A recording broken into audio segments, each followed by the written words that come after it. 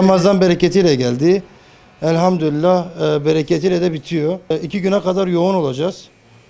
Bu yoğunluk bugünden itibaren başladı. Sabah 8'den geceye kadar bugün başlayacağız. Yarın da sabah saat 7'den dükkanımız açılıp ertesi gün sabah 5'e kadar buradayız. Kendilerini son güne bırakmasınlar.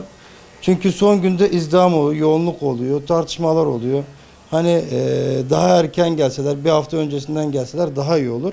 Son güne bırakmamalarını istiyoruz yani. Evet, çok güzel geçiyor. Ramazan'da ve Ramazan arifesi de çok güzel geçiyor. Elhamdülillah güzel geçiyor.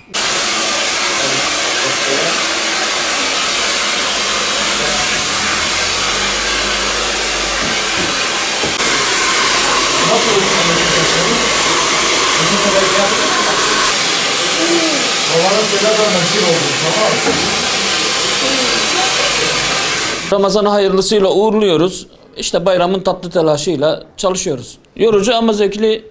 Bu sene Ramazan bayramı daha coşkulu, daha bir heyecanlı. Bir telaş aslında. Böyle çok heyecanla beklediğimiz bir şey değil ama yorucu ama zevkli.